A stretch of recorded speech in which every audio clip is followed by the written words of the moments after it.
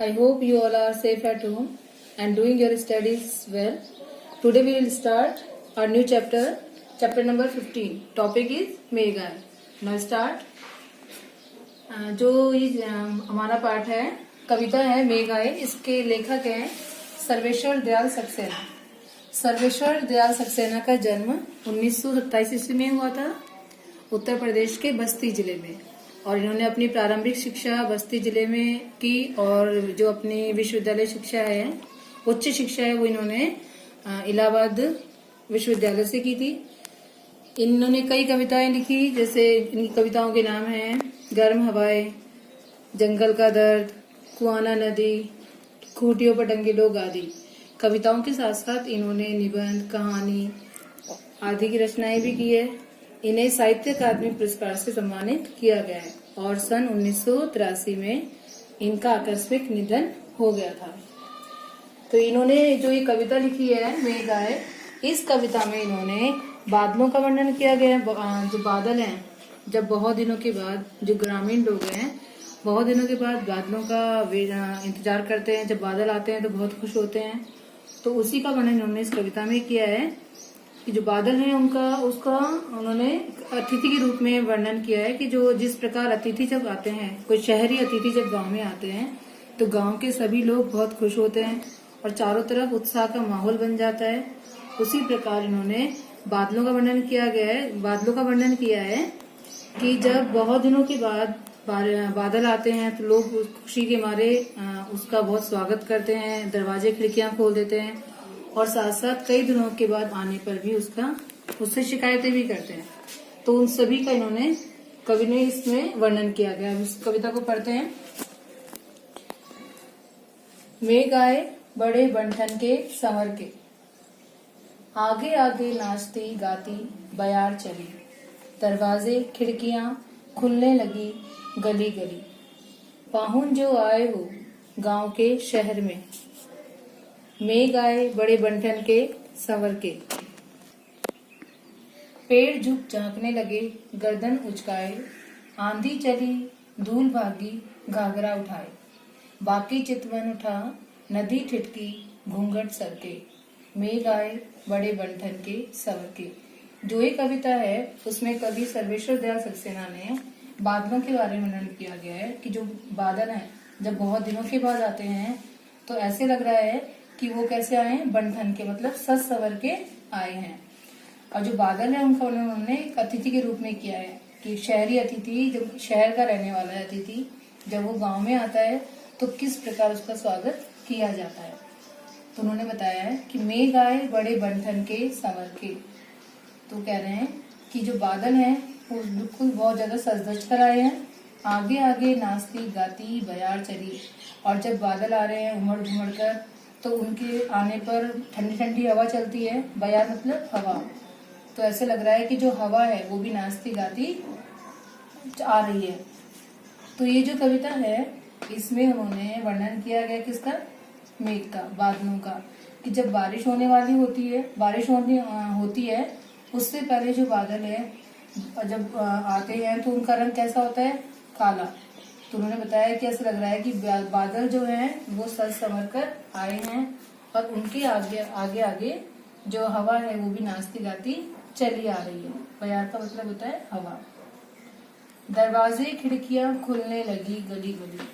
और जब हवा चली ठंडी ठंडी तो उसके बाद क्या हुआ, जो दरवाजे खिड़कियां हैं, हर गली में दरवाजे खिड़कियां भी खुलने लगे हैं. मतलब जो गांव के लोग हैं जब बादल आ रहे हैं और ठंडी हवा चल रही है तो वो उसके इंतजार में खुश होकर दरवाजे खिड़कियां भी खोल देते हैं. पाहुन जो आए हो गांव के शहर के. और ऐसे लग रहा है, मतलब जो वहाँ का वातावरण है उसको देखकर ऐसे लग रहा है कि जिस प्रकार पाहुन मतलब मेहमान जो हैं वो शहर के मेहमान हैं, वो जो गांव में आए हैं.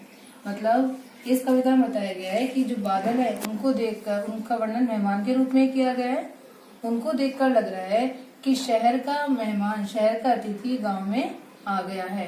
तो उनके आने पर इतना खुशी का माहौल, वातावरण वहां पर छा गया है. मेघ आए बड़े बंठन के संवर के, मतलब बादल जो हैं वो बहुत सज धज कर आए हैं. अब बादल सज धज कर आए हैं, बादल का उन्होंने वर्णन किया अतिथि के रूप में, तो यहाँ पे बादल का मानवीकरण किया गया है एक अतिथि के लिए। पेड़ झुक झांकने लगे गर्दन उचकाए, और जब बादल आते हैं ठंडी हवा चलती है, जैसे ही हवा चलती है तो कभी पेड़ों की जो टहनियां होती है वो नीचे की ओर झुकती है, और कभी क्या होता है जब बहुत तेज हवा चलती है तो अचानक टहनियां जो होती है वो ऊपर की ओर उठ जाती है। तो उसको देखकर ऐसे लग रहा है कि जब वो बादल आए हैं, अतिथि के रूप लेकर आए हैं, तो जो पेड़ हैं वो भी उनका स्वागत कर रहे हैं। कभी वो झुककर स्वागत करते हैं और कभी अपनी गर्दन को उठाकर, उचकाना मतलब उठाना, कभी वो झुककर स्वागत करते हैं और कभी अपनी गर्दन को उठाकर उनका स्वागत कर रहे हैं। और जो पेड़ हैं, यहाँ पे पेड़ों का लिए किसका वर्णन किया गया है कि जो गांव के बुजुर्ग लोग हैं उनके बारे में किया गया है कि जो गांव के बुजुर्ग लोग हैं उनका वर्णन किया गया पेड़ों का गांव के बुजुर्ग लोगों के रूप में। आंधी चली धूल भागी घाघरा उठाए, और जब बादल आए तो जो हवा है, हवा चल रही थी ठंडी ठंडी, वो भी अचानक धीरे धीरे आंधी का रूप लेने लगी, मतलब तेज हो गई। और आंधी चलने पर क्या हो गया, धूल उड़ रही है, और ऐसे लग रहा है जो धूल है उसका वर्णन किया गया है जो गांव की लड़कियां होती हैं उनके बारे में बताया गया है कि जिस प्रकार नए मेहमान के आने पर गांव की लड़कियां हैं जो भागकर बताती हैं आसपास की मेहमान आए हैं, उसी तरह लग रहा है कि जो धूल है वो भी भाग रही है और अपना घाघरा उठाकर मतलब भागी जा रही है। तो इसमें उन्होंने बताया कि जब बादल आए और ठंडी हवा चल रही है, और ठंडी हवा धीरे धीरे किसका रूप लेती है, आंधी का रूप ले लेती है, और आंधी आती ही क्या हो रहा है, धूल भी उड़ने लगी है, और ऐसे लग रहा है कि जो गांव की लड़कियां हैं वो अपना घाघरा उठाए भागी चली जा रही है। बाकी चितवन उठा नदी ठिठकी घूंघट सरके, बाकी मतलब टेढ़ी, चितवन मतलब नजर उठा।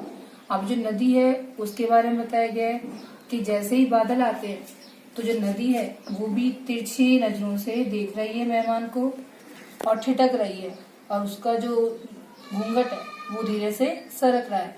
अब नदी का वर्णन किसके रूप में किया गया है, गांव की जो बहू है उसके रूप में, कि गांव की जो बहू है जब मेहमान को देखती है तो किस प्रकार देखती है, तिरछी नजरों से देखती है, और थोड़ा सा मतलब अपना जो घूंघट है उसको थोड़ा सा सरका के अपनी नजरों को तिरछी करके मेहमान को देख रही है।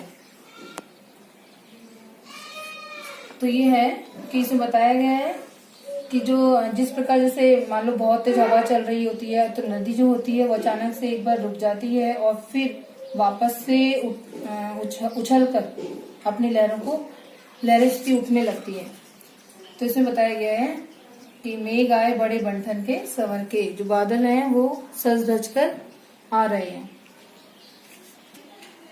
अब हम वापस इसका एक बार करते हैं कि जो ये कविता है इसमें कवि ने बताया है कि जो बारिश आने का मौसम होता है, ऐसा लग रहा है कि जो बादल है वो सज धज कर आए हैं। मतलब बारिश के समय, बरसात का मौसम जब होता है तो बादल जो होते हैं अपना रंग, उनका रंग काला हो जाता है और उमड़ घुमड़ कर आते हैं, तो उनको देख के लग रहा है कि जो बादल है वो सज धज कर आए हैं। और जब बादल आते हैं तो उनके सामने, उनके साथ साथ ठंडी ठंडी हवा भी चलती है, और ऐसे लग रहा है कि जो हवा है वो भी नाचती गाती चली आ रही है। और जब ठंडी हवा चलती है, बादल आते हैं, तो गांव के जो लोग हैं वो खुश होकर अपने दरवाजे खिड़कियां भी खोल देते हैं। और उनको सबको देखकर कवि ने बताया है, उनका मानवीकरण किया गया है कि जो बादल हैं उनको देखकर ऐसे लग रहा है कि जो शहर के जो मेहमान हैं, शहर के जो अतिथि हैं वो गाँव में आए हैं। मतलब जो हमारे अभी भी ग्रामीण संस्कृति में ये प्रथा है कि जब गांव में कोई भी मेहमान आता है तो वहाँ पे जो वातावरण होता है वो उत्साह का बन जाता है, सभी लोग बहुत खुश होते हैं और आसपास खुशी का माहौल छा जाता है। मेघ आए बड़े बंठन के संवर के, मतलब बादल हैं वो बंठन के आए हैं और संवर के आए हैं, सज धज कर आए हैं। तो यहाँ पे बादलों का मानवीकरण किया गया है किसके रूप में, अतिथि के रूप में। पेड़ झुक झांकने लगे गर्दन उचकाए, और जब ठंडी हवा चलती है तो ठंडी हवा चलने पर क्या होता है, जो पेड़ होते हैं उनकी जो डालियां होती हैं कभी झुकने लगती हैं और कभी हवा तेज चलने पर डालियां ऊपर भी उठ जाती है। तो जो पेड़ है उनका मानकरण किसके रूप में किया गया, गांव के बुजुर्ग जो बड़े लोग हैं उनके लिए, कि जब मेहमान आए तो उनके स्वागत के लिए जो लोग हैं, गांव के बुजुर्ग हैं, वो भी कभी झुककर उनका स्वागत करते हैं और कभी अपनी गर्दन को, मतलब वो दिखाया गया है कि जो गांव के लोग हैं वो कभी उन्हें झुककर देख रहे हैं और कभी अपनी गर्दन को उठाकर उन्हें देख रहे हैं। आंधी चली धूल भागी घाघरा उठाए, और जो हवा चल रही है ठंडी वाली वो धीरे धीरे क्या हो रहा है, आंधी का रूप ले रही है। और आंधी चलने पर क्या हो रहा है, जो धूल है वो भी उड़ रही है और ऐसे लग रहा है जो धूल है वो घाघरा उठाकर भाग रही है। बाकी चितवन उठा नदी ठिठकी घूंघट सरके, और जब जो नदी है उसका वर्णन किसके रूप में किया गया है, एक गांव की बहू के रूप में, कि जब बादल आए हवा चली तो जो नदी है वो भी तिरछी नजरों से मेहमान को देख रही है। ठिठकी मतलब ये हो रहा है हैरान होकर रुकी है, मतलब ये क्या हो रहा है कि जो नदी है उसमें बताया गया कि वो एक क्षण के लिए रुकती है और फिर एकदम से उछलकर वापस चलती है। मेघ आए बड़े बंठन के संवर के, बादल जो आए हैं वो सज धज कर आए हैं। मतलब इस कविता में जो बादल है उनका वर्णन एक अतिथि के रूप में किया गया है। वो अतिथि कहाँ के, शहर के हैं। शहर का अतिथि जब गांव में आता है तो गांव में किस तरह का वातावरण होता है उसका वर्णन इन्होंने इस कविता में किया गया है। और जो बादल है, मतलब कहने का तात्पर्य यह है कि जो बादल हैं वो काले काले काले बादल उमड़ घुमड़ कर आ रहे हैं और ऐसे लग रहा है कि सज धज कर आ रहे हैं, और ठंडी ठंडी हवा भी उनके साथ चल रही है, आ रही है। और पेड़ जो है कभी झुकते हैं कभी सीधे होते हैं, और आंधी चल रही है, और जो नदी है वो भी ठिठक कर चल रही है। इस सभी का वर्णन कविता में उन्होंने किया है। अब इसमें जो शब्दार्थ है उनका वर्णन हम करेंगे, उनके पढ़ेंगे, एक बार समझेंगे। पहला जो शब्द है मेघ। मेघ का अर्थ क्या है, बादल। बादल। फिर है संवर के। संवर के का अर्थ है सज के, मतलब सजना। बयार। बयार का अर्थ होता है हवा। पाहुन। पाहुन का अर्थ होता है मेहमान या फिर अतिथि। उचकाए। पाहुन जो शब्द है वो लोक भाषा का शब्द है जिसमें मेहमान को पाहुन कहा जाता है। उचकाए। उचकाए का अर्थ है उठाकर। घाघरा। घाघरा का अर्थ है कमर से एड़ी तक पहने जाने वाला बड़े घेरे वाला स्त्रियों का एक वस्त्र। तो घाघरा क्या होता है, घाघरा एक स्त्रियों का वस्त्र होता है, स्त्री द्वारा पहने जाने वाला वस्त्र होता है जो कि कमर से एड़ी तक का होता है, और इसका जो बड़ा घेर होता है वो बड़ा होता है। बाकी। बाकी का अर्थ होता है टेढ़ी। टेढ़ी या फिर तिरछी। चितवन। चितवन का अर्थ है नजर। ठिठकी। ठिठकी का अर्थ है हैरान होकर रुकना। सरके। सरके मतलब खिसक गए। अब हमने इसमें जो शब्दार्थ है, जो हमने ये काव्यांश पढ़ा, इसमें शब्दार्थ है उन्हें पढ़ा। अब हम इसके आधार पर प्रश्न और उत्तर, कुछ प्रश्न करेंगे, उनका वर्णन करते हैं। अब हम इसमें आए प्रश्नों को, काव्यांश हमने पढ़ा, उसके आधार पर जो प्रश्न बनते हैं उनका एक बार अभ्यास करेंगे। पहला प्रश्न है, बयार चलने पर क्या हुआ। बयार मतलब हवा। जब बादल आए और हवा चली तो उसके चलने पर क्या हुआ। तो हवा चलने पर क्या हुआ कि जो दरवाजे खिड़कियां हैं वो खुलने लगे, और जो मौसम है वो ठंडा हो गया, मतलब जो गर्मी है वो कम हो गई, और लोग खुशी से झूमने लगे, और जो धूल है वो उड़ने लगी, और जो महिलाएं हैं, जो इस गांव की लड़कियां हैं, वो अपना घाघरा उठाकर दौड़ने लगी। मतलब जब बादल आए तो बादल आने पर क्या हुआ, जो हवा है वो चलने लगी, और हवा चलने पर क्या हुआ, गांव का जो वातावरण है वो खुशनुमा हो गया, और जो गर्मी है वो कम हो गई, दरवाजे खिड़कियां खुलने लगे, मतलब जो लोग हैं वो ठंडी हवा का आनंद लेने के लिए दरवाजे और खिड़कियां खोलने लगे, और जो गांव की लड़कियां हैं वो ऐसे लग रहा है घाघरा उठाकर भाग रही हैं। प्रश्न नंबर 2, मेघ आए कविता में बादल की तुलना किससे की गई है और क्यों। अब इसमें पूछा है कि जो बादल है उनकी तुलना किससे की गई है। बादल की तुलना कविता में एक अतिथि के से, मतलब जो अतिथि से की गई है, वो अतिथि जो शहर से गांव में आया है। जब कोई भी अतिथि है शहर का, जब वो गांव में आता है तो लोग उसके आने पर उसका स्वागत धूमधाम से स्वागत करते हैं, बहुत खुश होते हैं। तो और क्यों किया गया है, क्योंकि जब मेहमान के आने पर गांव के लोग खुश होते हैं, उसी प्रकार जब बादल आते हैं, कई दिनों के बाद जब बादल आए, मतलब बारिश के आने की सूचना लगी लोगों को, तो लोग बादलों का स्वागत भी धूमधाम से करने लगे, क्योंकि लोग जो गांव के लोग हैं, ग्रामीण जो लोग हैं, वो वर्षा की प्रतीक्षा करते हैं। प्रश्न नंबर 3, इस कविता में वृक्ष की स्थिति का वर्णन कीजिए। मतलब जो कविता हमने पढ़ी इसमें वृक्ष के बारे में क्या बताया गया है कि जब ठंडी हवा चलती है तो जो वृक्ष हैं वो कैसे लगते हैं, जो मतलब कभी वो झुक रहे हैं और कभी अपनी गर्दन को ऊंचा मतलब ऊंचा उठाकर देख रहे हैं। तो मतलब ऐसे बताया गया, इस कविता में बताया गया है कि जब बादल आ रहे हैं तो ठंडी हवा चलने पर जो वृक्ष है ऐसे लग रहा है मानो कभी झुककर उसका अभिवादन कर रहे हैं और कभी अपनी गर्दन को उठाकर उसका स्वागत कर रहे हैं, उसको नमस्कार कर रहे हैं।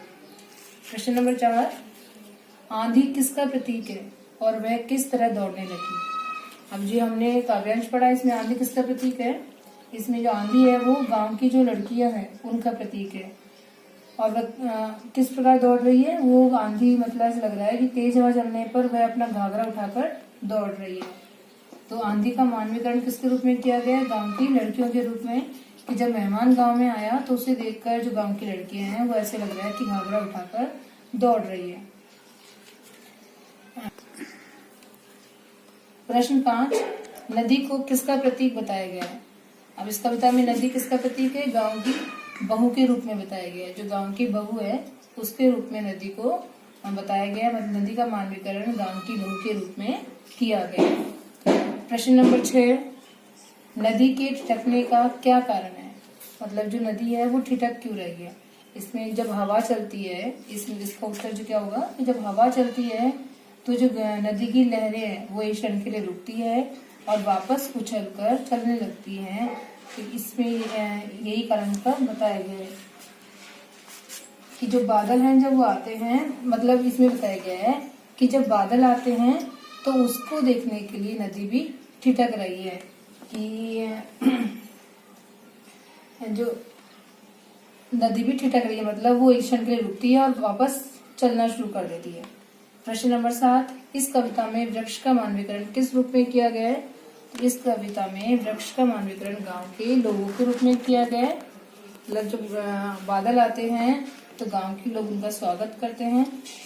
तो वृक्ष का मानवीकरण किसके रूप में किया गया है, गांव के लोगों के रूप में। अब जो हमने कविता पढ़ी उसमें कौन सा अलंकार है, मानवीकरण अलंकार। तो इसमें जो बादल है उनका मानवीकरण किस रूप में किया गया है, एक अतिथि के रूप में, मेहमान के रूप में। वृक्ष है उनका मानवीकरण किया गया है गांव के लोगों के रूप में। आंधी है उसका मानवीकरण किया गया है गांव की लड़कियों के रूप में। और नदी है, नदी का मानवीकरण किया गया है गांव की बहू के रूप में। मतलब जब मेहमान आते हैं तो गांव की जो बहू है वो अपना घूंघट सरका के तिरछी नजर से मेहमान को देख रही है। तो ऐसे लग रहा है कि जो नदी है वो भी अपनी तिरछी नजर से ठिठक कर मेहमान का स्वागत कर रही है। तो नदी का मानवीकरण किसके रूप में किया गया है, गांव की बहू के रूप में। अब हमने ये काव्यांश पढ़ा, इसका अर्थ समझा, इसके शब्दार्थ समझे और इस काव्यांश के आधार पे जो भी प्रश्न हमने बनते हैं उन प्रश्नों को हमने समझा। अब हमें अपने गृह कार्य में इन शब्दार्थ को करना है और जो ये प्रश्न हमने पढ़े हैं, इनका अर्थ समझा है, इन प्रश्नों को अपनी उत्तर पुस्तिका में करना है। हमने प्रश्न पढ़े, इसके साथ साथ हमें इस कविता में जो कविता का सारांश है वो भी अपनी कविता में पुस्तिका में लिखना है। अब इसका जो सारांश है उसका अभ्यास हम दोबारा से करते हैं। एक बार वापस से बताती हूँ आपको कि जो कविता है इसका सारांश किस प्रकार लिखना है। कि जो कविता है मेघाय कविता है, इसमें कवि ने आकाश में बादलों के घिर आने की तुलना एक अतिथि से की है। मतलब जो ये कविता है इसमें कवि ने बादल की तुलना एक अतिथि के रूप में की है। वो अतिथि जो शहर से गांव में आया है। और आज भी जो गांव की संस्कृति, ग्रामीण संस्कृति है, उसमें मेहमान के आने पर लोग बहुत खुश होते हैं और चारों तरफ उल्लास का वातावरण बन जाता है। और उसी उल्लास को मेघ रूपी शहरी मेहमान के आने पर दिखाया गया है। मतलब उसी उल्लास को जो गांव के लोग हैं वो खुश हो रहे हैं और उसी खुशी को कवि ने इस कविता में मेघ मतलब बादलों के रूप में दिखाया है। तो गांव के जो लोग हैं वो हमेशा पूरे साल भर क्या करते हैं, किसकी प्रतीक्षा करते हैं, बारिश की। क्योंकि जो फसल होती है उसके लिए बरसात का होना बहुत जरूरी है, इसलिए वो बारिश की प्रतीक्षा करते हैं। और जब बारिश आती है तो पहले क्या होता है, जो बादल है वो छाते हैं तो बादलों का जो रंग है वो उमड़ घुमड़ कर काले रंग ले लेते हैं। तो उसी प्रकार जो बादल है उनका वर्णन किसके रूप में किया है उन्होंने, अतिथि के रूप में। और उसके आने पर वो बहुत खुश हैं। तो उन्हें बताया गया है कि गांव के जो लोग हैं बादलों के आने की प्रतीक्षा करते हैं और उल्लास से उसका स्वागत करते हैं। और जब बादल कई दिनों के बाद आते हैं तो वो उससे उसकी शिकायत भी करते हैं, क्योंकि उन्हें उनसे बहुत ज्यादा नुकसान होता है, जो उनकी फसल है उस पर उनका असर पड़ता है। इसी प्रकार उन्होंने मतलब जो सारांश इसमें हमें यही लिखना है कि इस कविता में कवि ने बादलों का वर्णन किया गया है। बादलों की तुलना उन्होंने किससे की है? शहरी अतिथि से की है, कि जब शहरी अतिथि गांव में आता है तो गांव के जो लोग हैं सभी बहुत ज्यादा खुश हो जाते हैं। तो इस प्रकार हमें सारांश को भी लिखना है, प्रश्न के उत्तर भी लिखने हैं, और जो शब्दार्थ हमने पढ़े उन सबको हमें करना है। धन्यवाद।